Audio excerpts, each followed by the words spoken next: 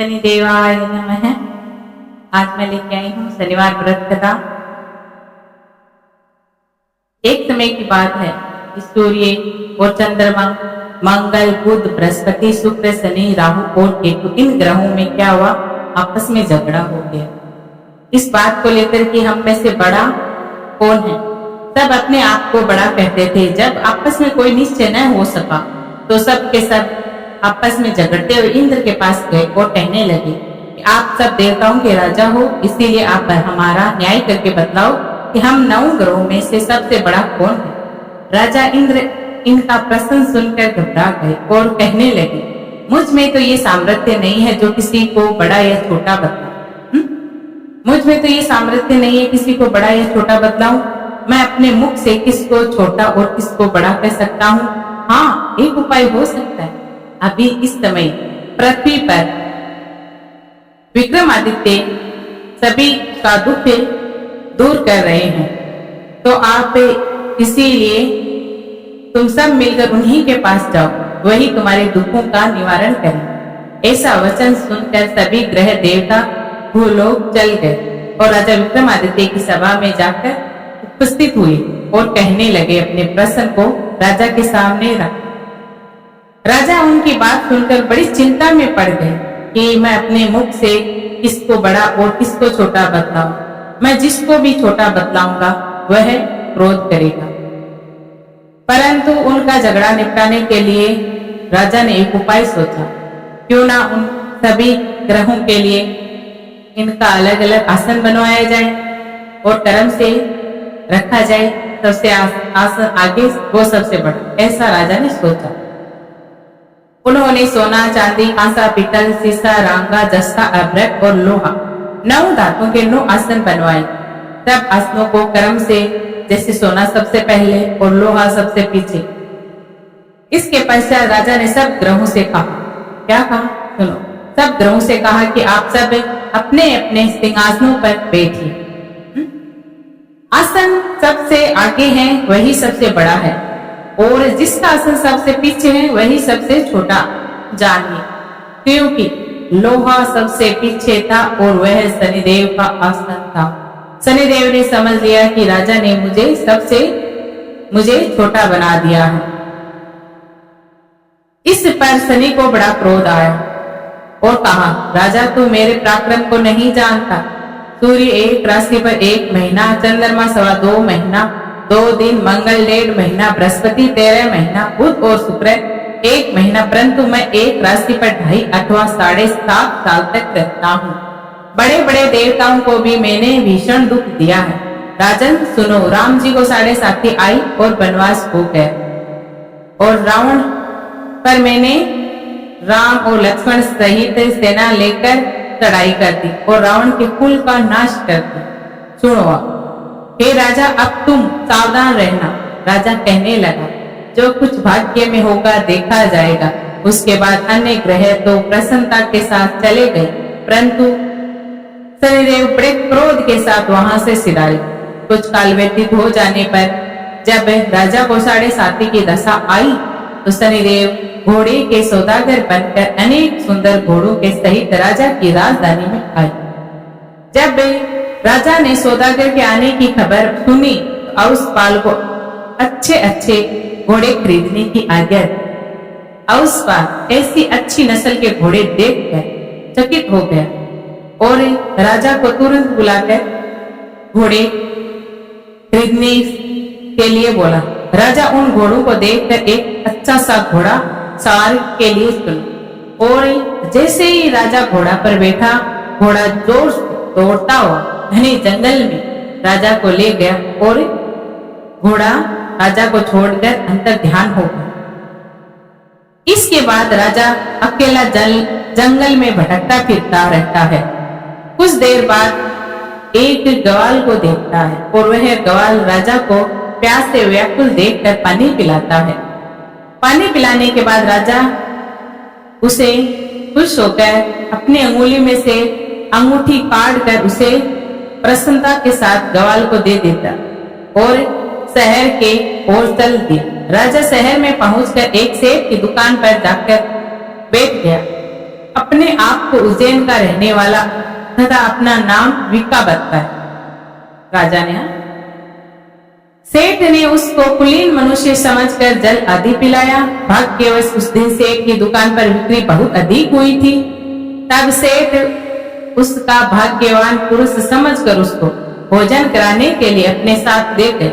भोजन करते समय राजा ने आश्चर्य की बात देखी कि खूंटी पर हार लटक रहा है और वह खूंटी हार को निगल रही है।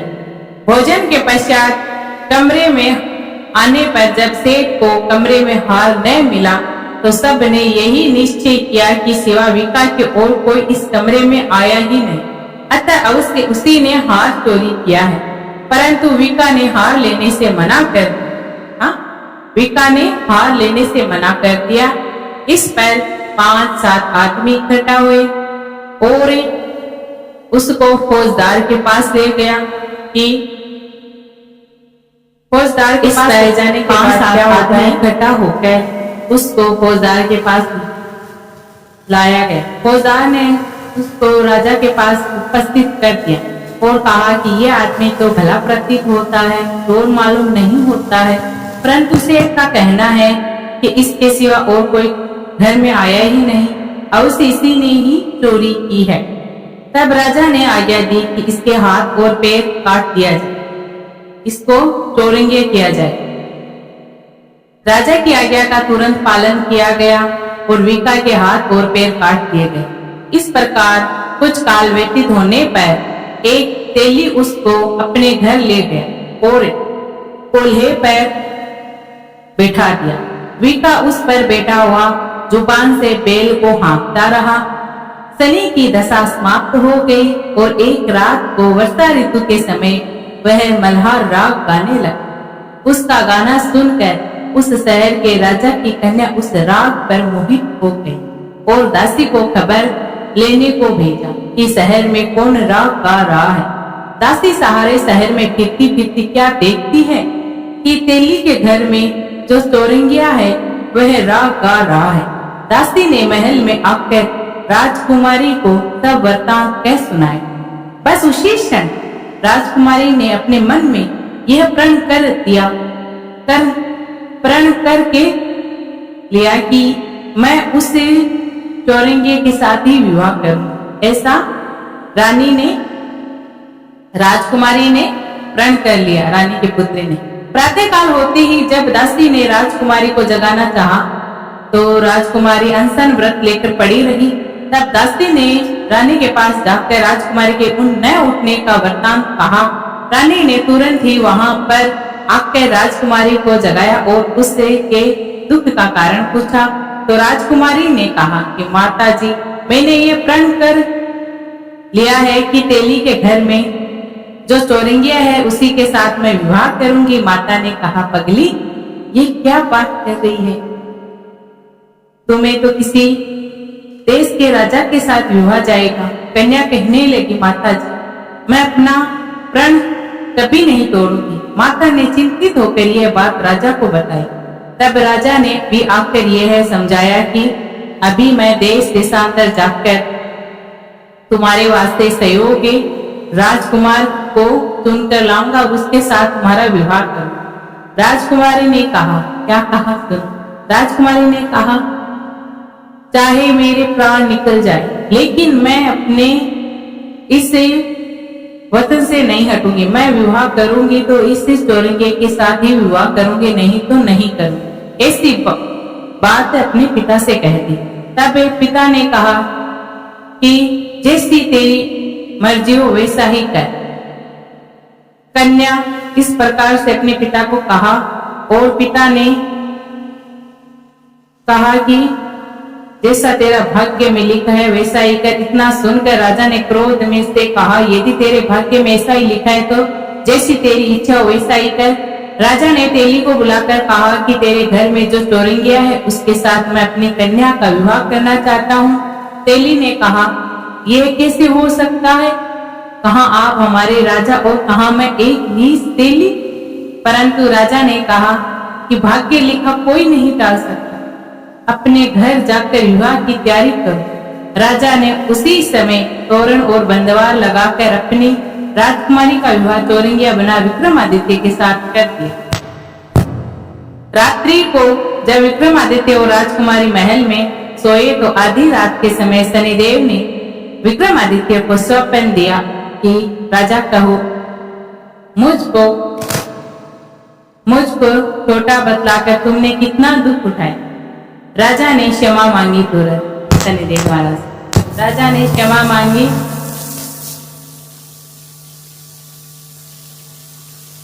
जय शनिदेवा, जय शनिदेव, जय शनिदेव, जय शनिदेवा, जय शनिदेवा। राजा ने तुरंत क्षमा मांगी।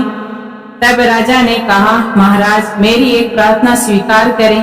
जैसा दुख आपने मुझे सौंप दिया है ऐसा और किसी को न दें। शनिदेव ने कहा कि तुम्हारी यह प्रार्थना स्वीकार है। जो मनुष्य मेरी कथा को सुनेगा या कहेगा उसकी दशा,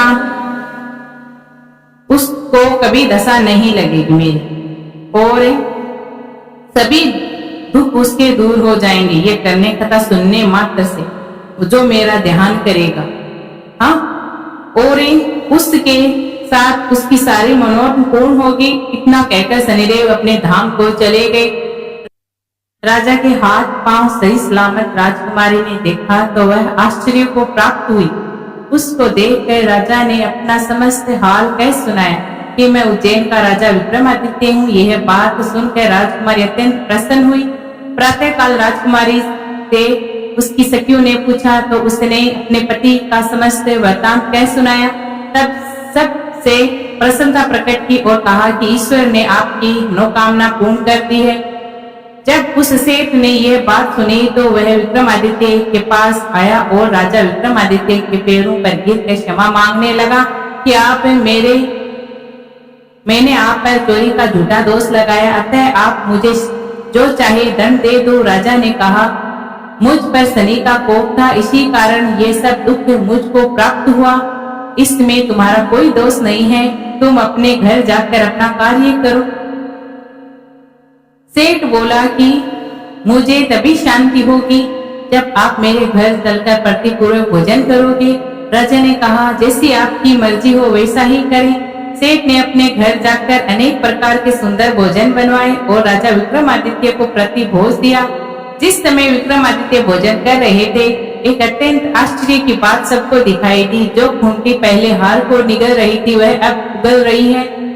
जब भोजन समाप्त हो गया तो सेठ ने हाथ जोड़कर बहुत सी मोहरे राजा को भेंट की और कहा कि मेरे श्रीगुण नाम की एक कन्या है, उसका पानी ग्रहण आप करें। इसके बाद सेठ ने अपनी कन्या का विवाह राजा के साथ कर दिया और बहुत सा दान दहेज के साथ विदा किया। इस प्रकार कुछ दिन तक वहां निवास करने के पश्चात विक्रमादित्य ने हाथ जोड़कर सबसे प्रार्थना की, अब मेरी उज्जैन जाने की इच्छा है। फिर सब ने मिलकर राजा को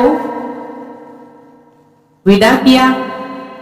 सेठ की कन्या श्रीकुमार तथा दोनों जगह के दहेज में प्राप्त अनेक दास दासियां रथ और पालकियों सहित विक्रमादित्य उज्जैन की तरफ चले।